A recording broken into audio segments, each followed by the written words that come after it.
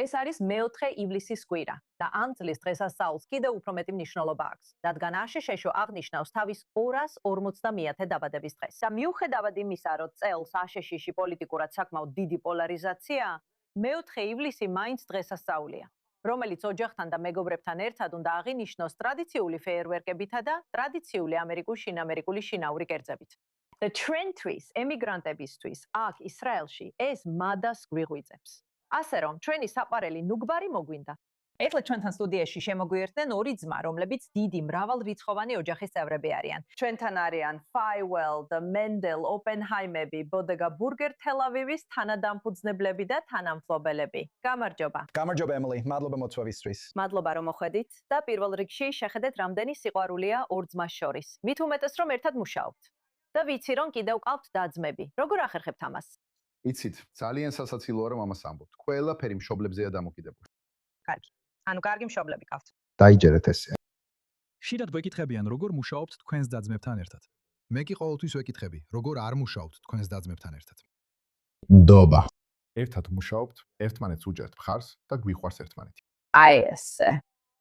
თქვენ იზრდებოდით ისრაელში, მაგრამ თქვენი მშობლები ამერიკელები არიან. რამდენად მნიშვნელოვანი იყო მათთვის, როცა იზრდებოდით, რომ გახსოვდეთ, რომ ამერიკელები ხართ და ისარგებლოთ იმ დღესასწაულებით? ხო, ბავშვობაში ყოველთვის მივდიოდით სახლში, ანუ ბებია ბაბუის სახლში და ვსტუმრობდით მათ. და ჩემი მშობლებისთვის მნიშვნელოვანი იყო, რომ ჩვენ ქონოდა ურთიერთობა მათ მშობლებთან. ასე რომ, ყოველ ზაფხულს მივდიოდით და ყველაფერს ვთქმებოდით. იქ იყო ბურგერები, კარტოფილი, ფრი, სხვადასხვა რამეები და ყველა კლასიკური ამერიკული ადგილი. ხო. და ყოველ ჯერზე როცა მივდიოდით და ბრუნდებოდით, ძალიან გვინდოდა ის ნოსტალგიური გემოები აქ, სახლში, ისრაელში, მაგრამ ვერ ვპოულობდით.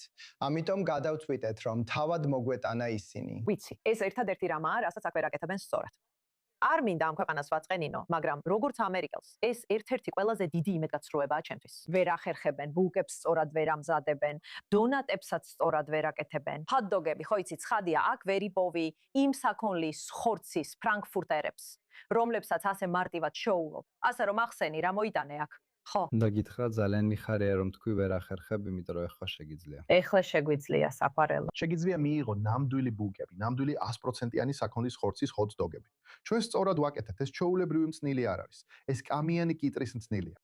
ამიტომ ჩვენ საქმეს სერიოზულად უდგებით და ვაკეთეთ იმას, რისაც გვჯერა. და ეს ნიშნავს, რომ ნამდვილი ამერიკული საჭმელი გქონდეს. ნამდვილი. და რა არის თავარი? ამასთან ჩვენთვის ასევე ძალიან მნიშვნელოვანია, რომ ყველა შეეძლოს მოსვლა და სიამოვნების მიღება. ამიტომაც არაფერს ვაკლებთ და ყველაფერს კოშერულად ვაკეთებთ. ჩვენ ვიყენებთ ვეგანურ ყველს და ბეკონს, საქონლის ბეკონს, ადგილზე ვაბოლებთ. ესე რომ ყველაფერი კოშერულია, ყველაფერი კოშერულია. როგორ გაქვთ საქონლის ბეკონის ჩიზბურგერი და შეგიძლიათ მაჩვენოთ? როგორ მუშაობს ეს? როგორ მუშაობს ეს? ხო. აი ეს არის, ესა. ძირითადი ვერსია, მართლა ლამაზია. ჩვენი ბეკონი საქონლის ხორცისგან მზადდება. ადგილზე ვაბოლებთ.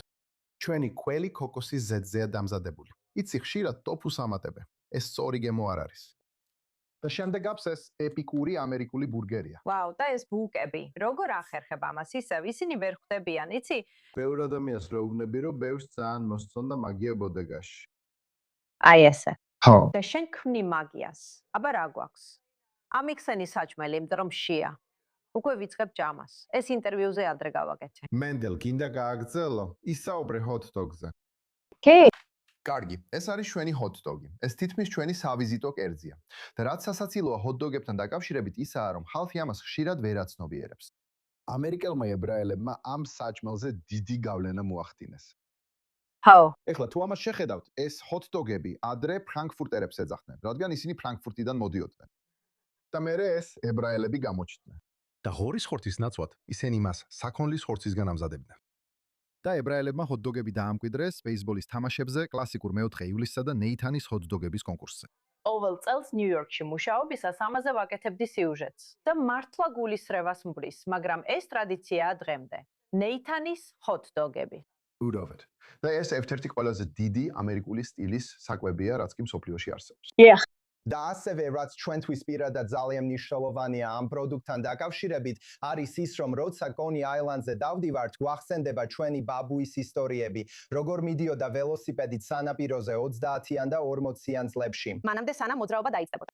მანამდე სანამ ყველაფერი დაიწყებოდა იცით და ეს მისი კარგი ძველი დღეები იყო ხო, იცით, თუ ახლა შეხედავთ სურათს, რომელსაც თქვენ ხედავთ, ეს არის ჩემი დიდი ბაბუა. 1929 წელს სოხოში, ნიუ-იორკში. თუ დააკვირდებით, თუ კარგად დააკვირდებით, დაინახავთ, რომ მენიუზე ფრანკფურტერები აქვს. ასე რომ ის მაშინაც ამზადებდა თავის ფრანკფურტერებს. და ეხლა ჩვენ ისრაელში ვართ, ეს ძალიან მაგარია. წლების შემდეგ. შეხედეთ ამას. hot dogs ამზადებს ნეტავი მუძრავ ქონებას რო შეენარჩუნებინა. ღმერთო ჩემო არც კი ვიცი. უბრალოდ არავინ იცოდა რა გახდებოდა სოხო, ხო გესმის საუკუნის შემდეგ. კარგი, ახლა აგვიხსენი ბურგერები და პური, ეს ყველაფერი სიყვარულით და შენი საიდუმლო რეცეპტითაა გაკეთებული. ეს ისეთია როგორც Big Mac-ი, რომლის საიდუმლო соуსის რეცეპტსაც არავის გაუმხელ. ეს ჩვენთვისაა, რომ ვისი ამოვნოთ და არ ვიცოდეთ როგორ ამზადებს. ზუსტად ესე. კიდევ ერთი რამ რაც უნდა იცოდე, რასაც ჩვენ ბოდეგაში ვაკეთებთ არის smash ბურგერები. ეხლა ჩვენ მხოლოდ smash ბურგერებს ვაკეთებთ, რადგან ეს ჩვენი ნოსტალგია. სულ ამაზე ვსაუბრობთ. როცა ის შტატებში მიფრინავდა. მამაჩემი წლები მუშაობდა ტექნოლოგიებში. დაჯერება გინდა თუ არა, როცა Shake Shack-ი ძალიან პოპულარული გახდა, ის Shake Shack-ს ჩამოიტანდა, რადგან მესამე ტერმინალში იყო Shake Shack-ი, ჩამოიტანდა Shake Shack-ს. JFK-დან JFK-ის ჩანთებით. კი და უთვალავი რაოდენობის hot dog-ის პური. როგორც დამატებითი ჩანთისთვის box ესე, ამასაც უნდა გავუმკლავთ. კარგი, და სანამ დრო გაგვივა, ქათამიც გვაქვს თუ დოქტორ პეპერმინტიც, ვინ არნიშნავდა დოქტორ? პეპერის დაბადების დღეს მგონი აპრილში იყო რამდენი წლისა ეს? 25 წლისა თუ რაღაც ეგეთი ვაუ, ხო, დაბადების დღის წვეულება გაუმართეთ და ძალიან კარგად გავერთეთ საოცარია. კარგი, მადლობა და მე მე-4 ივლისს ღია იქნებით. შაბათ საღამოს აი ესე, აბსოლუტურად. ჩვენ ასევე ვყიდით hot dog-ის ნაკრებებსაც ასე რომ შეგიძლიათ სახლში გააკეთოთ hot dog-ები და ყველაფერი სწორად გააკეთოთ საოცარია. ძალიან სასიამოვნოა სტუდიაში თქვენი ყოფნა. მადლობა მოწვევისთვის. თქვენ ორსაც დიდი მადლობა. აუცილებლად ეწვიეთ ბოდეგა ბურგერ თელ-ავივს. სად მდებარეობს თქვენი რესტორანი? კარლინ 14 ირიდა. აი ესე. დიდი მადლობა ყველას. ვეღარ ვითმე, როდის შევჯამ. ვისწავლე გაკვეთილი, რომ კამერის წინ არ ჯამო, რადგან ჩვეულებრივ რაღაც დამემართება ტანსაცმელზე. დიდი მადლობა ყველას, რომ უყურეთ Jewish World Weekly-ს. მე ვარ ემილი ფრენსისი და გილოცავთ მე-4 ივლისს და ამერიკის დაბადების დღეს. 250 წელი საყვარელო.